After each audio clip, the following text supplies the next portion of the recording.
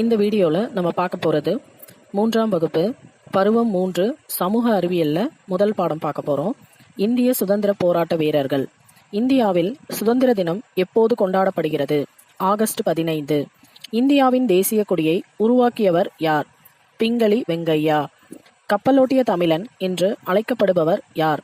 வ.உ. சிதம்பரனார். வ.உ. சிதம்பரனார் தொடங்கிய கப்பல் நிறுவனம் எது? சுதேசி நீராவி கப்பல் சேவை.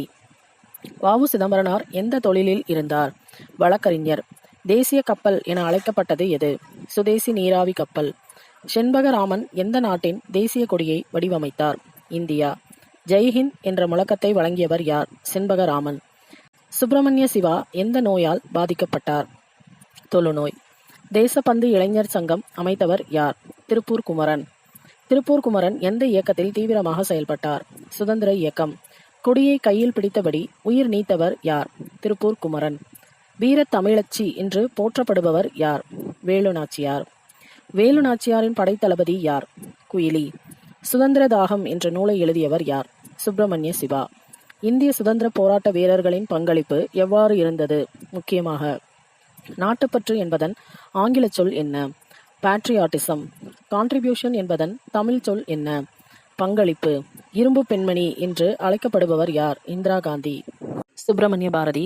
இவர் ஒரு கவிஞர், சமூக சீர்திருத்தவாதி மற்றும் தமிழ்நாட்டின் சுதந்திர போராட்ட வீரர். தூத்துக்குடி மாவட்டத்தில் எட்டயபுரம் என்ற கிராமத்தில் பிறந்தாரு. 7 வயதிலிருந்தே கவிதை எழுத ஆரம்பித்தார். இவருடைய கவிதைகள் எல்லாமே தேசபக்தி, பாலின சமத்துவம் மற்றும் பெண்கள் அதிகாரம் ஆகியவற்றை பற்றி தான் இருக்கும். அது மட்டும் இல்லாமல் பாரதியார் ஆசிரியராகவும் பணியாற்றியிருக்காரு. 1904 சுதேசமித்திரன் என்ற செய்தித்தாளின் உதவி ஆசிரியராக ஆனார். 1919 மகாத்மா காந்தியை சந்தித்து வ.உ. சிதம்பரனார், சுப்பிரமணிய சிவா போன்ற தேசிய தலைவர்கள் பலருடன் பணியாற்றினார். அது மட்டும் இல்லாமல் இவருடைய கவிதைகளான வந்தே மாதரம், அச்சமில்லை, எந்தையும் தாயும், ஜெயபாரதம் போன்றவை சுதந்திர போராட்ட இயக்கத்தில் சேர மக்களை தூண்டின. எந்த ஒரு பொருளிலும் எந்த ஒரு தருணத்திலும் கவிதைகளை இயற்றும் அவரது திறனுக்காக கல்வி தெய்வமான பாரதி என்ற பட்டம் அவருக்கு 11 வயதில் எட்டயபுரம் அரசவையால் வழங்கப்பட்டது. இவர்தான் வ.உ. சிதம்பரனார். இவர் கப்பலோட்டிய தமிழன் என்றும் அழைக்கப்படுகிறார். தூத்துக்குடியில் பிறந்தாரு. வழக்கறிஞராக பணியாற்றினார். மேலும் ஒரு நல்ல எழுத்தாளராகவும் பேச்சாளராகவும் விளங்கினார். இவரும் இந்திய சுதந்திர போராட்டத்தில் பங்கேற்றார். வ.உ. சிதம்பரனார் முதல் இந்திய கப்பல் நிறுவனத்தை தொடங்கினார். அந்த நிறுவனம் சுதேசி கப்பல் நிறுவனம் என்று அழைக்கப்பட்டது. வள்ளிநாயகம் உலகநாத சிதம்பரம் எனப்படும் வ.உ. சிதம்பரனார் ஆங்கிலேய கப்பல்களுக்கு எதிராக சுதேச நீராவி கப்பல் சேவையை தூத்துக்குடி மற்றும் கொழும்பு இடையே தொடங்கினார்.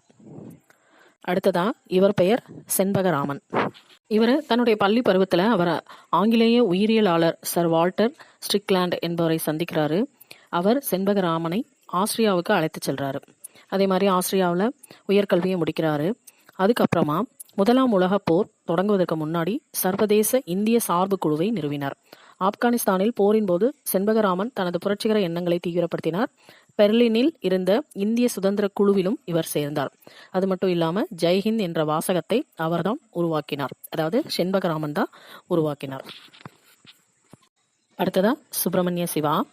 இவர் சுதந்திர போராட்ட வீரர் மட்டும் இல்லை, ஆக்கப்பூர்வமான எழுத்தாளரும் ஆவார். இவர் திண்டுக்கல்ல பிறக்கிறாரு. தமிழ் மீது மிகுந்த ஆர்வம் கொண்டிருந்தார். சுப்பிரமணிய சிவா ஞான பானு என்ற மாத இதழை தொடங்கினார். அவர் ராமானுஜ விஜயம், சங்கரா விஜயம் போன்ற பல புத்தகங்களை எழுதியிருந்தார். சுப்பிரமணிய சிவா சுதந்திர போராட்டத்திற்காக வ.உ. சிதம்பரனாருடனும் சுப்பிரமணிய பாரதியாருடனும் நெருக்கமாக பணியாற்றினார். திண்டுக்கல் மாவட்ட ஆட்சியர் அலுவலகத்திற்கு தியாகி சுப்பிரமணிய சிவா மாளிகை என்று பெயரிடப்பட்டுள்ளது. அடுத்ததான் நம்ம பார்க்க போகிறது திருப்பூர் குமரன். இவர் தேசப்பற்று இளைஞர் சங்கம் என்பதை தொடங்கினார். தமிழ்நாட்டின் இளைஞர் பலரை சுதந்திர போராட்டத்தில் பங்கேற்க தூண்டியது. இந்த சங்கம் இளைஞர்களை சுதந்திர போராட்டத்தில் பங்கேற்க தூண்டியது. இந்தியாவின் தேசிய கொடியை கையில் ஏந்தியபடியே இருந்தார். எனவே அவர் கொடிகாத்த குமரன் என்று அழைக்கப்படுகிறார். இவங்க பெயர் லக்ஷ்மி சாகல். இந்திய சுதந்திர இயக்கத்தின் புரட்சியாளராகவும் இந்திய தேசிய இராணுவ அதிகாரியாகவும் இருந்தார்.